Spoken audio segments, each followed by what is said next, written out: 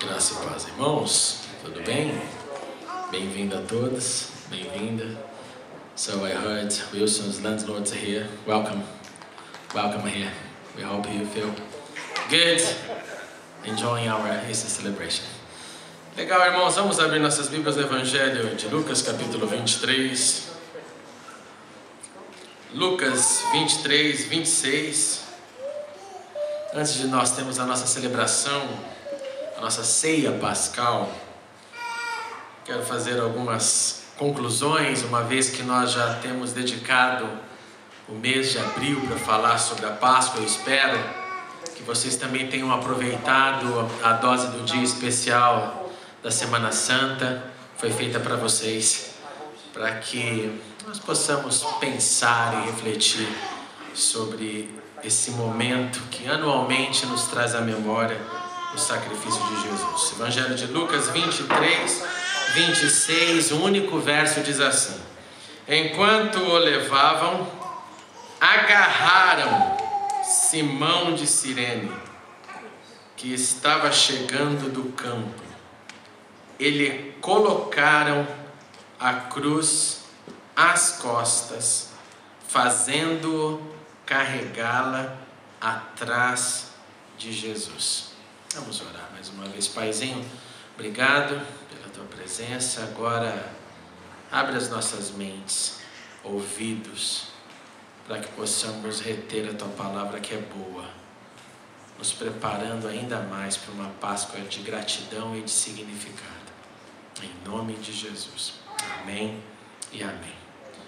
Irmãos, para fazer um link entre as últimas palavras ali do cenáculo, como eu falei durante todo esse mês, antes de Jesus orar, antes de Jesus sair daquele contexto, Jesus colocou uma frase que ficou muito forte, eu acho que no consciente coletivo de todos os discípulos dele por todas as épocas. E essa frase foi ali no final da sua celebração do cenáculo. A palavra foi: no mundo tereis aflições, mas tende bom ânimo, pois eu venci o mundo.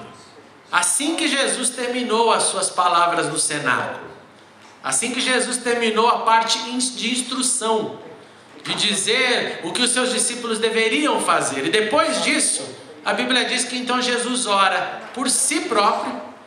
E é óbvio que não dá para entender porque ele orou por si próprio, porque ele ia enfrentar uma situação extremamente difícil, e depois ele ora pelos seus discípulos, ele ora por aqueles que estavam perto dele, e ele ora por aqueles que iriam se tornar discípulo algum dia da terra. E depois disso, a Bíblia nos diz que ele parte para o Getsemane.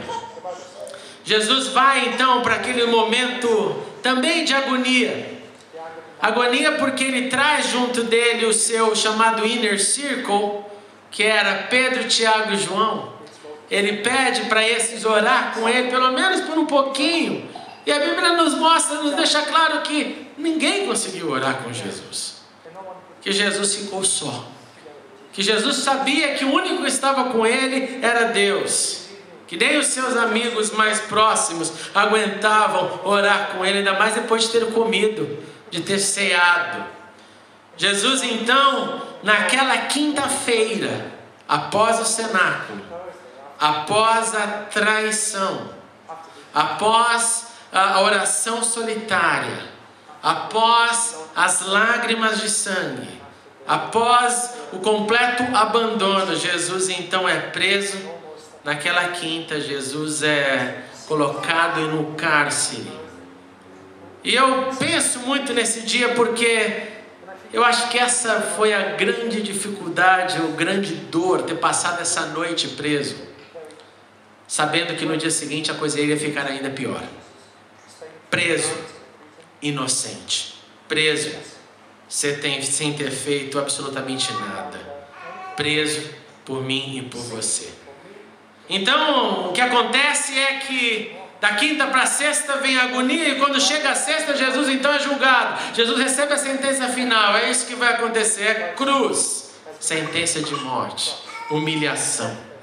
E a cruz era essa sentença humilhatória. Alguns pensam que a cruz é invenção romana, que a cruz é invenção do Império Romano, mas não. Para você ter uma ideia, você lembra daquele rei Dario I do Império Persa? Dario I, em 519 a.C., ele fez duas coisas importantíssimas. Uma foi, ele permitiu aos judeus voltarem para Jerusalém para reconstruir o templo, em 519. Essa parte todo mundo sabe. Uma parte que pouca gente sabe, porque a Bíblia não menciona isso, a Bíblia só menciona assim, que Dario possibilitou o retorno dos judeus. Mas o que a Bíblia não diz é que em 519, Dario crucificou nada mais, nada menos que 3.000 oponentes ao seu governo. Você consegue imaginar 3.000 pessoas crucificadas porque eram oponentes políticos à esquerda? Ele pegou a esquerda do governo e crucificou todo mundo. No mesmo ano que ele liberou os judeus para reconstruir Jerusalém.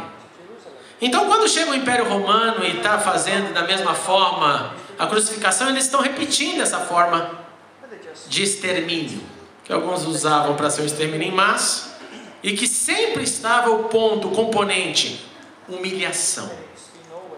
De modo que o Império Romano gostava de pegar os seus rebeldes, crucificá-los na porta da cidade, para que todo mundo que estivesse entrando pela cidade, ao ver ali um corpo pendurado, serviço de alerta: não faça bobeira, não faça besteira aqui, porque senão você vai terminar da mesma forma. A cruz então é para crucificar rebeldes, a cruz então é para crucificar a esquerda, como diz.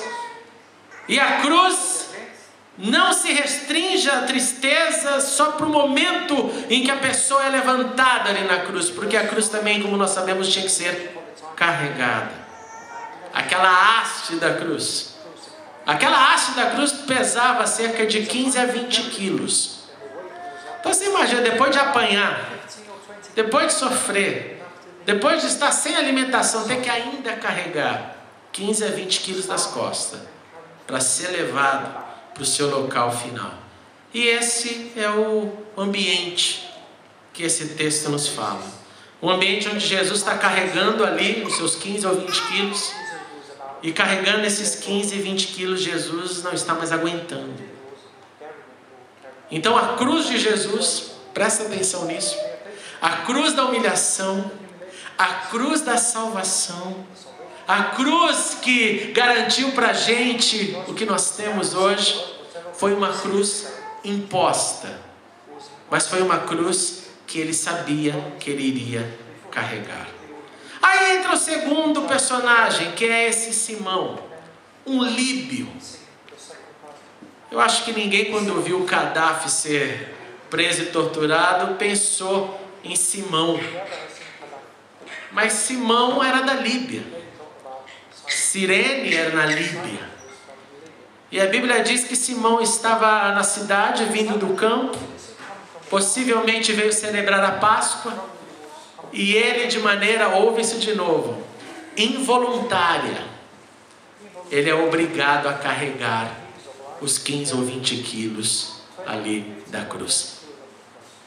Naquele momento, Simão se torna o homem que carregou o objeto mais importante da história da Terra. Você já pensou para pensar nisso? O objeto, a madeira mais importante da Terra. Nenhum objeto de museu tem poder para ser mais importante que aquele que Simão, o líbio, carregou, ajudando Jesus. E ele carrega isso, ele... Meu Deus do céu, eu vim aqui para curtir e estou aqui servindo do quê? De escravo. E ele carrega essa cruz, que para ele não tem nada a ver, não tem crime, ele não cometeu nada, ele foi só pego, literalmente, vem você, meu. Talvez ele fosse um cara meio forte, eu acredito, porque eu não acho que um soldado romano ia pegar uma pessoa fraca para tornar a situação ainda pior. Ele devia ser alguém robusto, alguém que os romanos falaram: esse aqui, pega esse cara, que esse cara vai conseguir carregar a cruz. E ele leva a cruz. E ele carrega a cruz. De modo que a cruz de Jesus significava o cumprimento da missão, do plano de salvação. A cruz de Simão, um peso imposto. Só uma madeira, um objeto, carregue, ajuda a um condenado. Mas resta ainda uma cruz, que é a nossa. Jesus, no mesmo evangelho que lemos, ele diz no capítulo 9, 23 o seguinte: se alguém quiser acompanhar-me, negue a si mesmo, tome diariamente a sua cruz e siga. Se alguém quiser seguir os meus passos, esse vai ser o caminho. Você vai ter que tomar a cruz. Mas daí vem a segunda pergunta: se eu tenho que pegar essa cruz e seguir diariamente Jesus, a pergunta é: que cruz é essa? Seguir para onde? Seguir para a morte?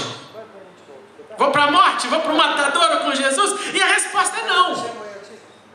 A resposta é não. Ele deixou esse símbolo, essa palavra: eu carrego a cruz, eu levo a cruz, eu devo levar minha cruz diariamente, como quem leva um procedimento, uma caminhada, um ato de obediência, uma vida que coloca na prática todos os dias, que faz o corpo obedecer o intelecto. Escuta isso com atenção.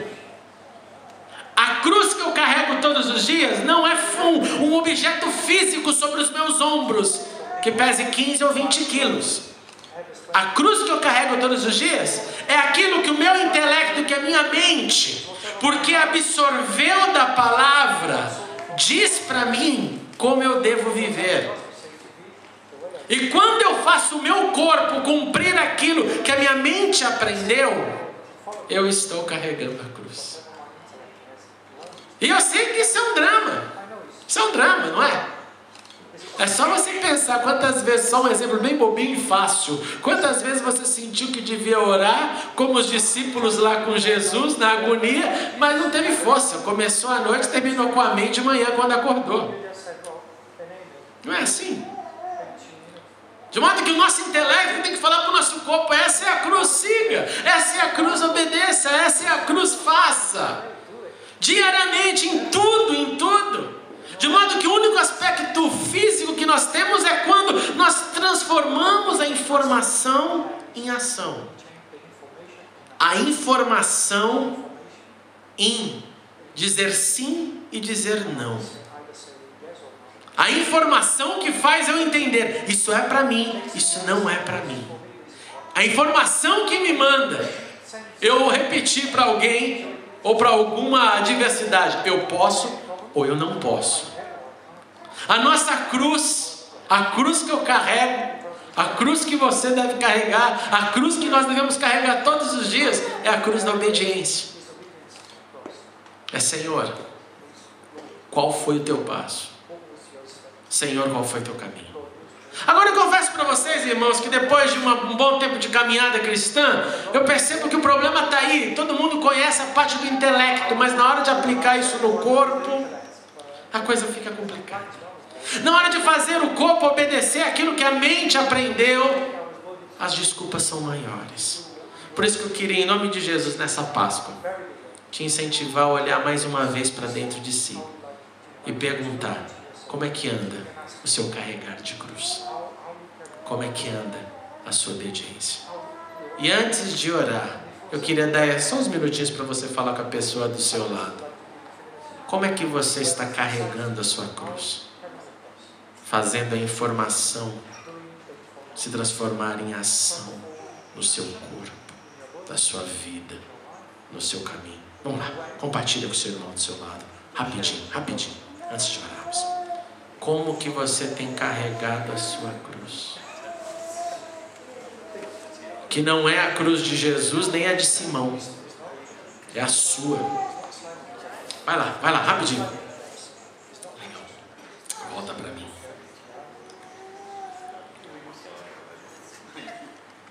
Nós saberemos se carregamos a cruz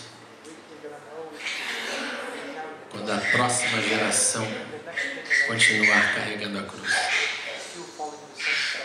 Quando eu olhar para os meus filhos, para a Camila e para o André, e vê-los nos mesmos caminhos, aí eu vou ter feito a minha parte carregando a cruz.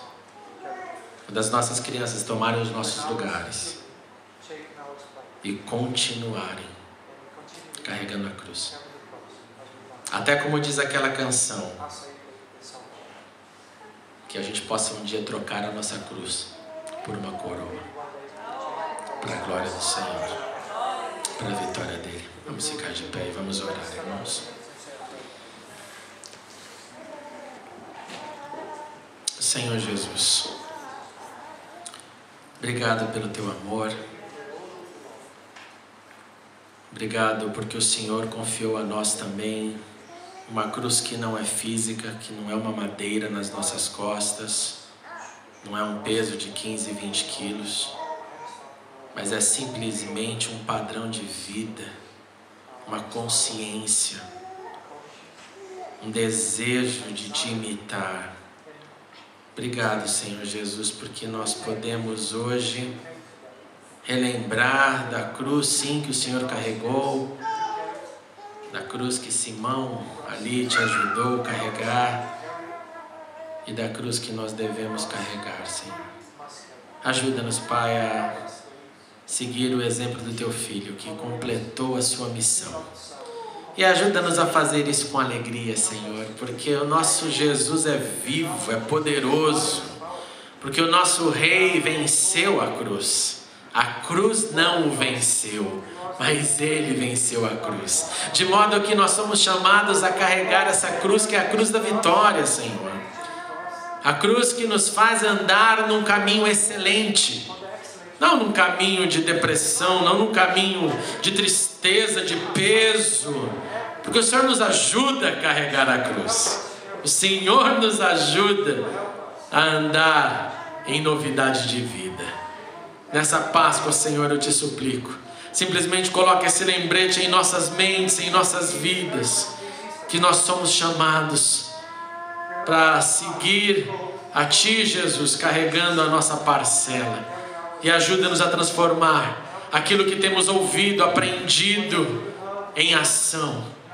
Ajuda-nos, Senhor, para que sejamos verdadeiramente Seus seguidores, para a glória do Senhor. Em nome de Jesus.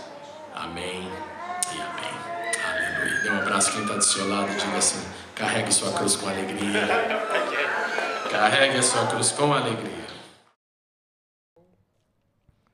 Muito obrigado por assistir a mensagem. Clique agora em inscreva-se para se cadastrar no canal e ser avisado de todas as novidades. Se você quiser ajudar na divulgação, clique em gostei e adicione o vídeo nos favoritos. Não se esqueça também de conferir as mensagens anteriores. Obrigado e até a próxima.